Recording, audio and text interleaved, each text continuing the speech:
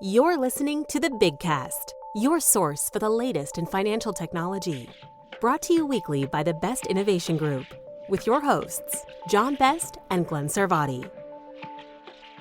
Welcome to another edition of the Big Cast. My name's Glenn Sarvati on behalf of the Best Innovation Group, where we like to do cool things with financial technology.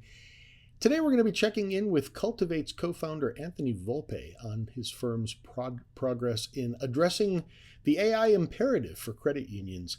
It's an interesting, wide-ranging conversation. They're a new organization that came together with three core founders as a CUSO, Filing Research Institute and Viso being the others. They launched a GAC and checking in to see what they've had going on since then. And the answer, I'll give you the spoiler, is quite a lot. You can always find out more about the Best Innovation Group by checking out our website, big-fintech.com. I will mention also the CU Town Hall, which we have not set the next date for just yet, but will be very shortly. You can always check out cutownhall.com. It'll post the date there. We'll also add it to our show notes. They're always on Wednesdays. It'll probably be either the very tail end of July or one of the first couple of Wednesdays in August. So stay tuned for that. Always free to attend. Always a great conversation, an interactive and lively conversation. But you do need to register. Even though it's free, you do need to register in advance. And you'll find a way to do that by checking out cutownhall.com or just following through from the show notes to this episode. A couple of current events we want to touch on before that. I'm posting a new blog that I've just written around the offer that was made by Stripe and the private equity firm Advent to buy PayPal for $53 billion. PayPal's already rejected that as an insufficient offer, but that still creates all kinds of interesting dynamics. It created a jump to PayPal's stock price and has not come down yet despite the rejection. So people clearly still think that to some extent the company is in play. We'll see where that goes.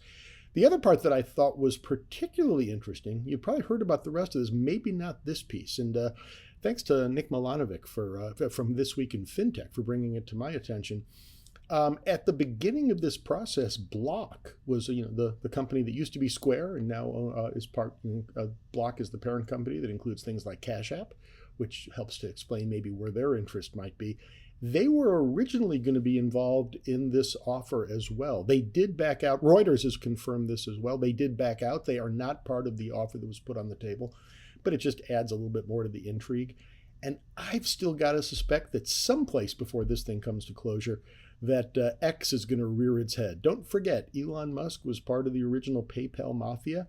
And depending on who you talk to and who you believe, he may or may not have kind of been kicked out of management along the way when he sold his original company called X to the folks at PayPal and integrated it and ran the combined shop for a brief period. So given what he's doing with X money right now, I got to believe this one is probably of some interest. And when you think about the amount of money he spent on Twitter, this doesn't sound totally out of the ballpark. So we'll see. Also, the big bank earning reports that have come out recently indicate that credit card revenue continues to be a real strong point for them. And this reinforces what was said in the most recent Federal Reserve payments data study. That only goes through 2024 data. Again, I'll post a link. We did a blog on that, kind of giving the key takeaways from that one.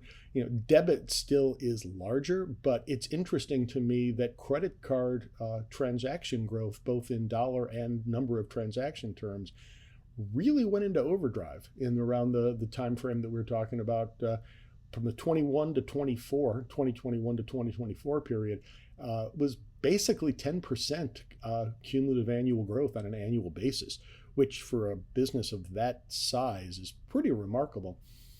Again, as I say, debit's still larger, but now we're hearing that you fast forward into the first half of 2026, and that credit card volume is still running very strong, which I think has some interesting implications and probably says a lot why merchants are spending more time thinking about surcharging and whatnot. And then kind of on a vaguely related note, and this one kind of came and went fairly quickly, Fiserv apparently had been discussing with some of the largest banks in the country selling a debit network, one of their debit networks.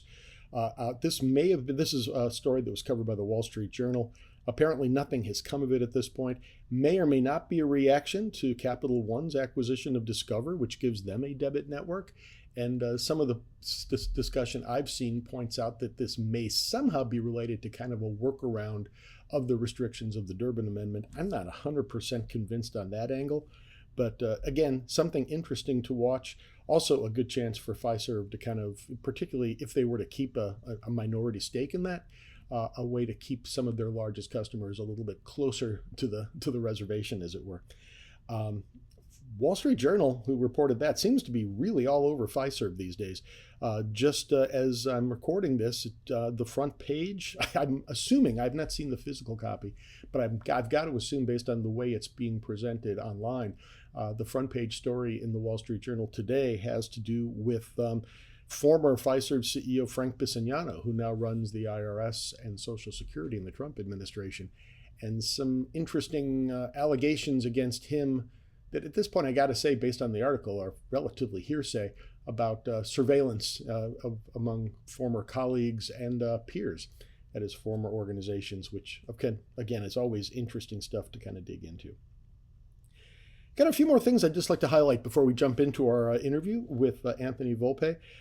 He reminded, I can't believe I kind of forgot about this, but he reminded me that Cultivate is intended for back office use in credit unions rather than member-facing applications. And what they're really looking to do is integrate with those member-facing products and companies to really create a seamless and a more streamlined solution. That point doesn't get made until relatively late in the interview, and I think it's just kind of worth thinking about that up front to kind of set a context a little bit better. Also, that comes up a little bit later in the interview. One of the things that we used to talk about a lot with AI is that you had to know when the large language model vintage was, because basically the amount of information it had was kind of frozen in time. And in a lot of cases, if you wanted to find out, for example, who won the most recent election, if you were asking only 6 weeks after the election, it probably didn't know. As is happening all over the place with AI, we continue to have advancements. And one of the things, and this is true also as Anthony explains with Cultivate, is they now have the capability of understanding when those questions come up, create a call to a different database, and then get that real-time information, which again is just an interesting example of how this stuff is evolving so darn quickly. With no further ado, let's just jump in, because I think there's a lot of great stuff to cover here in my conversation with Anthony. I'm here with Anthony Volpe. Anthony, you and I got together along with the other two co-founders of Cultivate AI right after the Filene breakfast at GAC. And I'll post a link to our conversation there too. But, it feels like a lot longer ago than 4 or 5 months. And it's just, it's a shame no one cares about AI anymore, right? It's like, haven't heard a word about it since. No. Thanks for taking the time, because obviously there's a ton going on. I think it's a perfect juncture to kind of check in on exactly where Cultivate's going. No, thanks for the time. I appreciate it, Glenn, the opportunity. Obviously, our founders, Viso Financial and Filene Research Institute, we have been spending a lot of time thinking about, gosh, how do we keep up with the pace of change? The world is, every day, there's so many articles about AI. There's so many different things to incorporate into our model, incorporate into our thinking, our strategy. So yeah, it's funny that you mentioned those things. So you mentioned the three-legged stool of the original founders, along with Virtus AI. Can you say a bit more about, just to remind people who may not be as familiar with the mission? What is it? What is the pain point that you're looking to address, obviously in the AI space for credit unions? Yeah, we here at Cultivate are hoping to unite the industry around a industry-specific AI platform that can provide the benefits of AI to the entirety of this industry. What we want to do is prevent the situation where credit union leaders feel so much stress. As you said, there's so many articles. How do you choose? How do you move forward in a space which can be very challenging to understand and to figure out where to start? So with a united industry, with endorsement from leaders, et cetera, and a clear path to moving forward with something like Cultivate, we believe that not only maybe the largest 100 credit unions can be using AI to remain competitive, but we can really address 4,500 credit unions and their need to use AI, and not to replace their workers, but to really amplify the contribution of each employee. So, if anything, we continue to believe that that's very important, and that remains our mission. And I know that one of your value propositions is it's industry curated, that this is actually something that the industry has an opportunity to, not only influence the direction, but continue to control, where the greatest values lie. Yeah, this is a opportunity for this collaborative industry to build on one of their most important pillars, which is self determination. Right, that's at the heart of the credit industry, the credit union movement, and we want to continue that. So, besides having an impact on what it is we're building here with Cultivate, what sources are being used to train these models? How will distribution go? How will it be priced?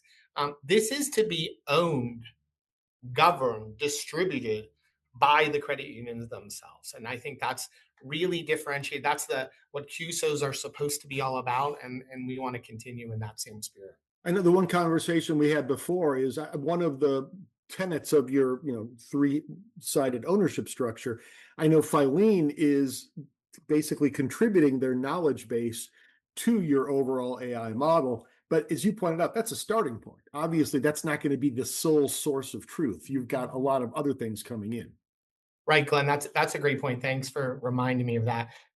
Filene, in providing decades worth of research, decades worth of very important, call it industry knowledge, is critical to cultivate, critical to users being able to get truth from highly respected, trusted sources like Filene. But Filene is only one source, right?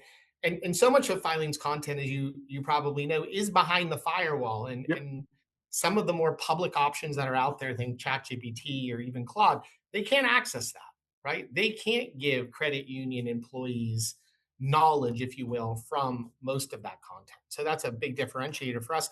And it extends way beyond Filene, way beyond, that's a funny term. But the bottom line is, as we add other sources, as we get to the leagues and the leagues continue to provide information that they typically curate and keep behind their firewalls and allow their members to use. And we do that across a variety of other, you know, the sources of knowledge, those trusted, well respected institutions and organizations in this industry, their knowledge needs to be made available. And I think that's the key to having this really improve the outcomes for employees. That makes sense. Yeah, the GAC presentation I saw, which was very brief, that was kind of your unveiling. I think that was the Sure. first time you really kind of came out into the Sure. public sphere. You've been doing tons of discovery, I know, meeting with credit unions left and right. Can you talk a bit about, I'm guessing there's been some learnings, maybe a little bit of adjustment of the model based on what you hear is most important to them? Yeah, we have, Glenn, talked to now probably hundreds of credit unions. And what we've learned is, first and foremost, that this is an important problem to be solving. So before we get to what's changed, let's talk about what has been substantiated. And I would say that the mid-size and smaller credit unions in particular You're defining are, mid-size and small, like what size? I would say anybody under 2 billion, maybe under a billion and a half. Okay. They're serious questions. Now, not every credit union, they're, generally we see sometimes some really enthusiastic AI driven resources in a given credit union. But again, organizationally, we don't see uniform enthusiasm, adoption, understanding, or anything like that. And that's to be expected, right?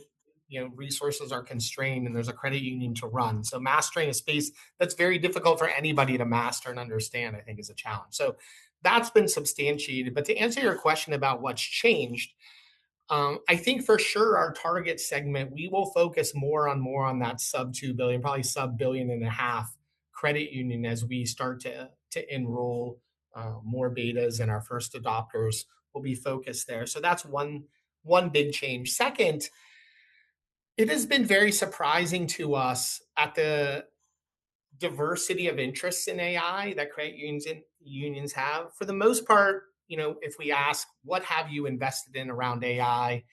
We typically get one of two answers. We hear, customer facing contact technology, whether it's a chat bot, whether it's a voice bot, things like that. That's first and foremost. We hear that time and time again.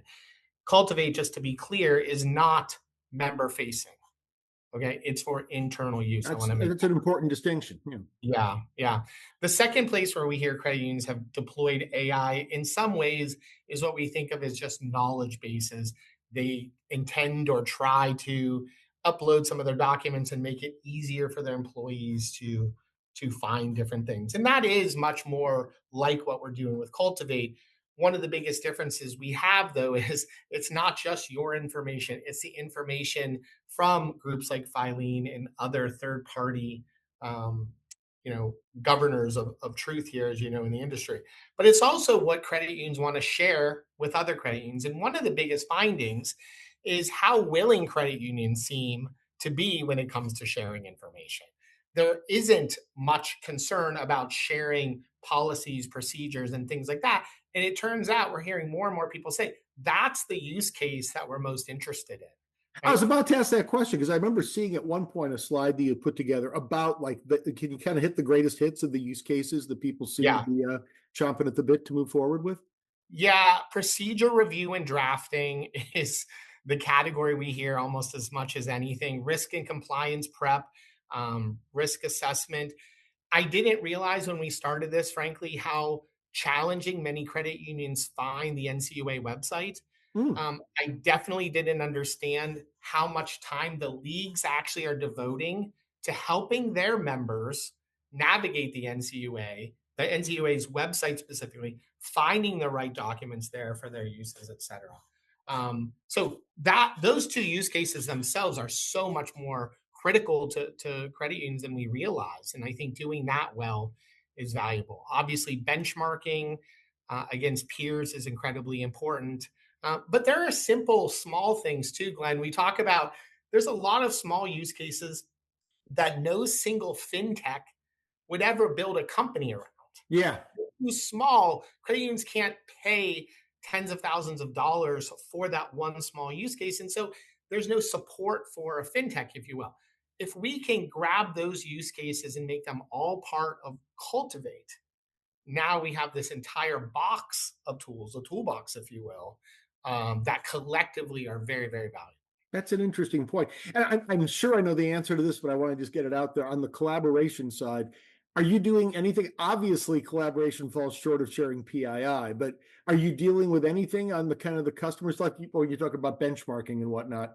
Is there something that has to be done to scrub the data at the credit union level, or how does that wind up staying out of the mix? Credit unions have the option to include their name on their documents or have it scrubbed. Certainly, we will publish nothing ever at a that has PII in it, so that's never an issue. But if a credit union publishes some marketing collateral or some policies or procedures, they have the option if they want to remove their name, likeness, et cetera, from it, and so that protects them or gives them confidence that Um, others aren't going to use it inappropriately. But the bottom line is there's not there's nothing at the member level with PII. There can be member level data, but it certainly would never have PII attached to it. Got it. Okay. Yeah, less than 6 months in, I guess, depending on when you want to kind of decide when the starting bell went off. But Yes. you're further along than I thought. You mentioned you've got folks in beta already. Can you talk a bit about your pilot and where you stand on that? Yes. We obviously announced the notion of Cultivate at GAC at Filene's Big Breakfast. We made enormous progress thanks to a really solid collaboration again with Filene, Vertus AI, and Viso. Today, actually 2 weeks ago, we launched our first beta. We have almost 10 credit unions on the beta as of today. We have five more going live this week, and we're expecting 5 to 10 the following week. So And we just to should be have. clear, by the time people hear this, because I think, no, I take it back. This is going to go live pretty soon. But assuming people are not sitting there to click the button the second that we drop this episode, you're probably going to have 20 by the time they're hearing this. Yeah, I would assume we'll have 20, and they're all they have multiple users, everywhere between 5 users and 15 probably users. They're Again, trying all out. internal. This is not, as you said, not member facing. There's no member facing aspect to Cultivate as of now, so I think that's an important piece to recognize. It's all trying to help those employees spend less time doing the things they have to do, and get some time opened up to doing the things they always wanted to do in their role, and hopefully really improve the member experience overall. So, what are the key takeaways? What are you looking for out of this pilot? Learnings, kind of next steps, what validation, proof of Yeah, concept? obviously we want validation of the quality of the answers. We definitely want to understand usage preferences. There's a variety of different, can imagine parameters and things governing how this is working.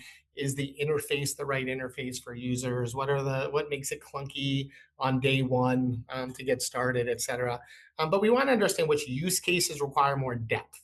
One of the most important aspects of Cultivate that I end up trying to explain is that the value here is potentially connecting the ecosystem. I'll give you an example. If we have a lot of credit unions who really are interested in much more detailed, let's say, automated underwriting, Cultivate can't or doesn't intend to necessarily do that as well as AI solution providers such as someone like Zest. That's their entire business model, right? And so if there is a great need for that and to do something much deeper than maybe what we could do at the Cultivate level, our goal is to go partner with those types of organizations and allow our agent to speak with its agent and get answers back. And we've done that already with Vertus AI. And when we have credit unions saying, by the way, can you really help me understand precisely how many members right now might be interested in a HELOC? Of course, we can guesstimate with Cultivate, but if we have integration with Vertus that already is tapped into the core, we can give an even more detailed answer. So we want to understand usage, Glenn. What other tools do we need to invest in? Where do we integrate this beautiful ecosystem of third parties? And then we need to understand cost, right? It's still, this game is changing every day. We're tired of talking about tokens, we know, right? How do you better understand cost? How do we convey cost to the credit unions and make this easier? And how does it scale? Yes.